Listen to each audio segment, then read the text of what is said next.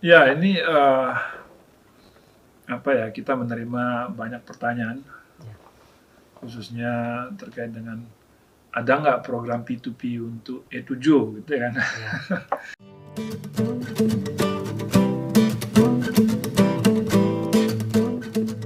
Oke, halo semuanya. Kita kembali lagi di Advokat Indonesia di Korea. Kami ingin mengupdate teman-teman dengan beberapa topik yang sekarang sedang banyak beredar di sosial media. Dan tentunya mungkin teman-teman sudah familiar dengan kami karena sebelumnya kami juga sempat tampil juga di salah satu program kami, yaitu Gemsong Live Program yang tayang live setiap hari Minggu. Dan sekarang ini kami ingin membahas satu topik lebih dalam tentunya yang mungkin teman-teman juga penasaran, yaitu salah satunya adalah tentang pengajuan visa E71 melalui program P2P yang mungkin sekarang juga sudah banyak teman-teman lihat di sosial media. Dan saya sekarang ini sudah berada dengan Bapak Tarigan, advokat Indonesia di Korea, yang juga akan langsung berdiskusi mengenai visa E71 ini. Selamat siang Pak Tarigan. Siang, udah lama sekali. Sudah lama Nggak di, ada. sudah jadi Nggak ada dia. tiap 2 minggu kita ketemu di live program. Betul. Cuman mungkin di Advokat Indonesia ini sudah sedikit lama. Ya, karena kita kesibukan ini agak Ya. susah cari waktu juga. Cari waktu. Sekarang kita coba buat lagi ya dan untuk mengupdate ke teman-teman ya. betul, yang ingin kami bahas pada hari ini adalah tentang visa E71 melalui program P2P. Nah, untuk program E71 ini sendiri kita sebenarnya sudah sering banyak bahas juga di Gemsong Live program kami setiap hari Minggu tersebut yang saya bilang.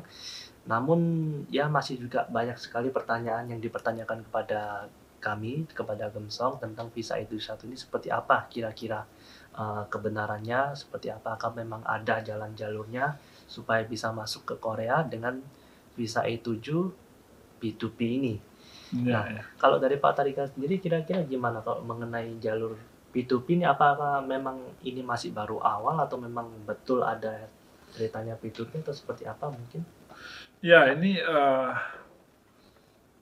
kita menerima banyak pertanyaan, khususnya terkait dengan ada nggak program P2P untuk E7 gitu kan? Nah, pertanyaan nomor satu, apa yang maksudnya dengan P2P? Itu dulu kan harus jelas dulu. Ya. Nah, waktu teman-teman tanya itu apa maksudnya P2P? Nah, kadang-kadang kan ditanya tetapi juga belum paham maksudnya. Itu ya. Nah, jadi kalau kita bicara tentang proses bekerja ke luar negeri atau PMI di Indonesia. Nah, di undang-undang itu kan diatur. Ada sebenarnya dua model aja. Itu pekerja migran perorangan dan pekerja migran melalui perantara. Kan gitu aja. Ya. Artinya kalau pekerja migran dia perseorangan, dia melakukan pencarian kerja ya, secara mandiri tanpa ada perantara. Itu satu ya. Nah, berarti ini satu. Nah, yang kedua adalah pencarian kerja melalui perantara. Apakah perantaranya itu pemerintah, ya, institusi pemerintahan, atau institusi swasta? Nah, jadi pertanyaan seperti itu mungkin harus diklarifikasi dulu. Nah, mungkin maksudnya ya itu adalah perusahaan adalah pencarian kerja melalui perantara private to private. Ya, tapi kalau P2P kan bisa personal to personal kan bisa juga. Ya, personal to personal. Benar nggak? Private to private. Nah, jadi bisa saja maksudnya itu apakah ini pencarian kerja melalui perusahaan penempatan ya secara P2P gitu. Kenapa? Karena dia membedakan ada perusahaan penempatan yang memang institusi pemerintahnya yaitu BP2MI. Jadi sering disebut G2G. Artinya program pemerintah dengan pemerintah. Nah, kemudian dilakukan oleh lembaga pemerintahan. Dalam hal ini BP2MI. Kan gitu. Nah, kalau misalnya P2P, bisa jadi yang dia maksud itu adalah perusahaan penempatan pekerja migran Indonesia atau P2MI. Nah, maksudnya gitu. Nah, makanya itu juga kita nggak bisa langsung jawab, oh ya ada atau tidak, maksudnya seperti apa gitu kan. Nah, jadi kalau maksudnya seperti itu, Berarti kita bisa mengkategorikan ini adalah pencarian kerja apakah pribadi atau melalui penempatan pihak ketiga, itu kan Ya. perusahaan gitu ya. Ya. Nah, sekarang itu satu hal dulu. Ya. Nah, kedua adalah mengenai apa sih sebenarnya visa E7 di Korea. Ya, E7. Kan gitu, Ya. A7. Nah, jadi visa E7 itu adalah visa kerja yang diberikan kepada, ada 4 kategori. Ya. Ya. Yaitu pekerja profesional. Kemudian kategori kedua adalah pekerja yang mempunyai kemampuan khusus, ya, keterampilan khusus, special ability, ya. Kemudian ada yang semi profesional, Ya. dan ada yang pekerja terampil. 4 jenis kategori. 4 jenis kategori ini. Ya. Nah, di dalam bahasanya sederhana adalah visa yang diberikan kepada orang asing yang mempunyai kemampuan khusus. Ya. Gitu ya. Nah, biasanya kemampuan khusus itu seperti tadi, profesional itu adalah bidang manajemen. Jadi orang-orang yang bekerja di bidang manajemen dengan jabatan manajer sampai eksekutif, mereka mendapat visa E7 juga. Kemudian ada orang yang mempunyai spesialisasi, misalnya dia ahli hukum, saya pakai E7. Ya. Nah, karena saya punya keahlian tersendiri itu di bidang hukum. Nah, walaupun nanti ada juga sebenarnya visa E5. E5. Ya, itu juga ada sebagai foreign legal consultant, tetapi di sini posisinya lawyer, tapi kita nggak masuk ke sana. Ada juga karena persyaratannya nanti agak berbeda. Ya. Kemudian ada orang-orang yang bisa juga disebut semi profesional. Nah, kemudian ada orang yang punya kemampuan khusus. Nah, termasuk di sana yang visa yang jenis baru, orang yang mempunyai semi profesional itu di E74. Betul. Yang Nah, teman-teman mungkin pada tahunya E74. E74. Nah, E74 ini khusus memang itu orang yang berubah visa dari visa E9, ya, masuk E10 ya. Nah, E10 mendapatkan jenis visa E74. Ya. Termasuk visa berapa itu? H2. H2 juga masuk. Itu ya.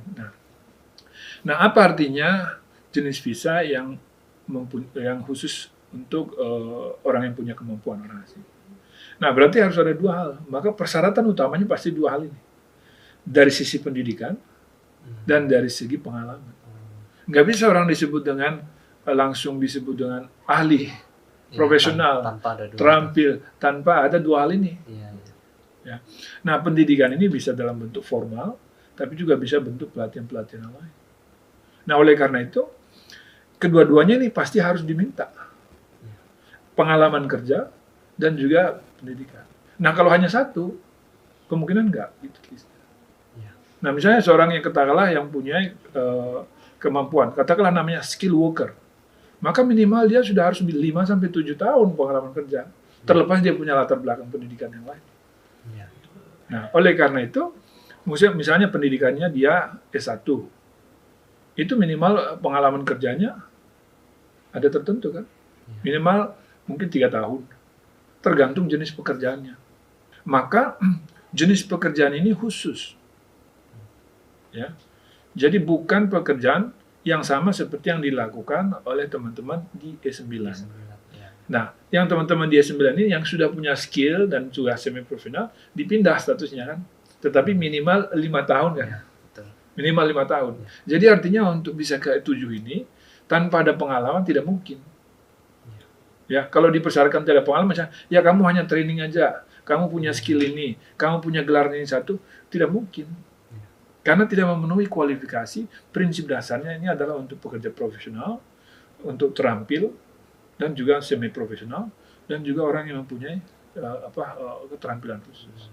Itu ya. Nah, sekarang pertanyaannya adalah bagaimana dengan P2P dan ini tadi.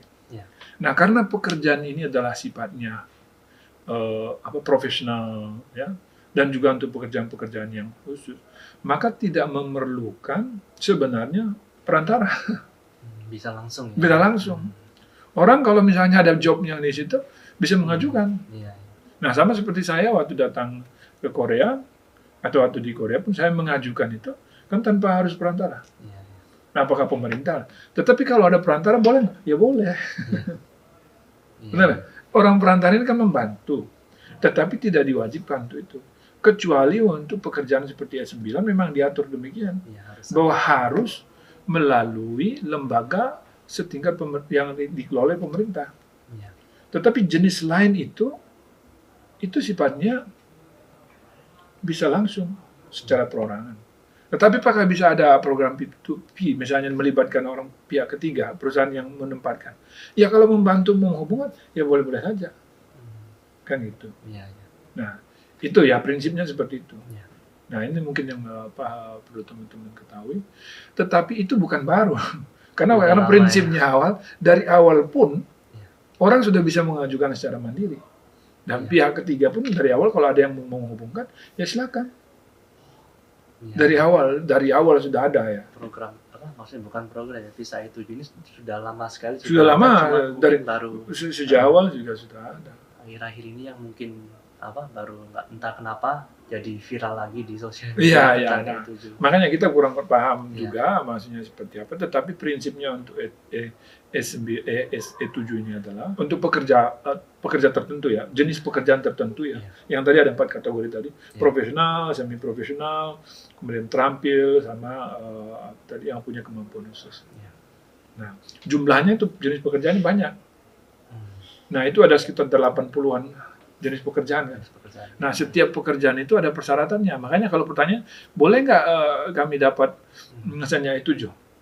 Ya pertanyaannya pekerjaan apa? Mana dari 80 Dari apa, 80 kategori itu apa gitu kan? Iya. Kan harus spesifik jenis pekerjaannya. Misalnya seperti saya.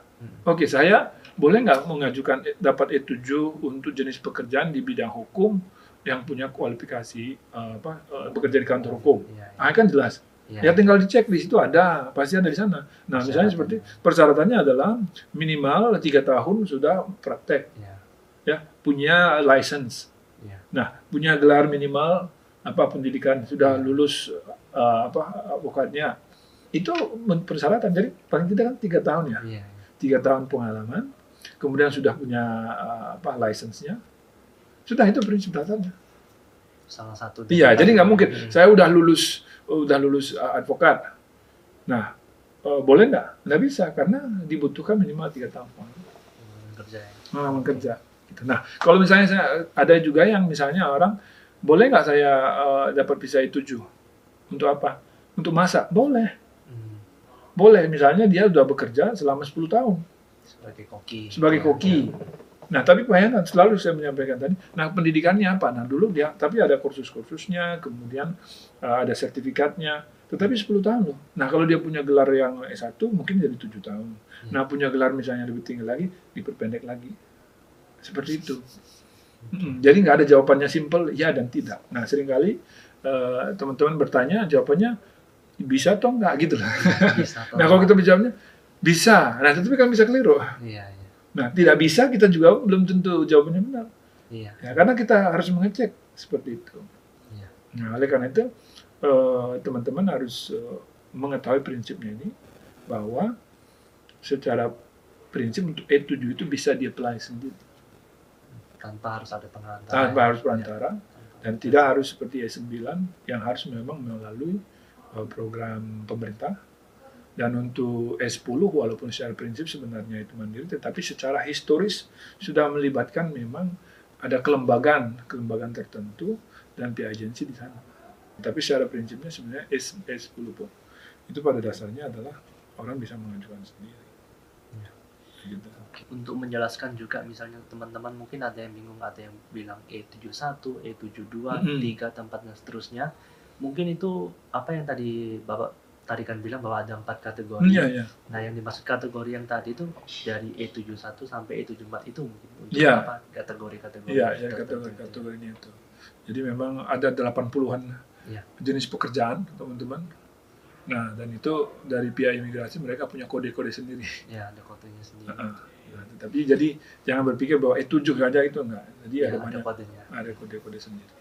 Nah, itu mungkin yang bisa kita sampaikan untuk yang hari ini. Oke, jadi mungkin seperti itu untuk teman-teman atas informasi yang bisa kami sampaikan kepada teman-teman mengenai visa E7 melalui program P2P. Semoga ini juga menjadi informasi yang berguna tentunya untuk teman-teman.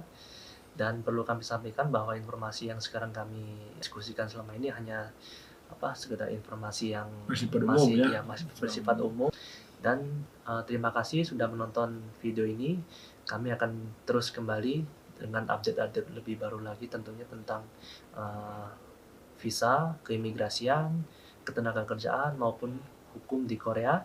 Jadi jangan lupa untuk terus menyaksikan video kami di YouTube Advokat Indonesia di Korea. Jangan lupa juga untuk subscribe dan klik tombol like. Terima kasih. Terima kasih. Sampai ketemu lagi. Terima kasih. Terima kasih.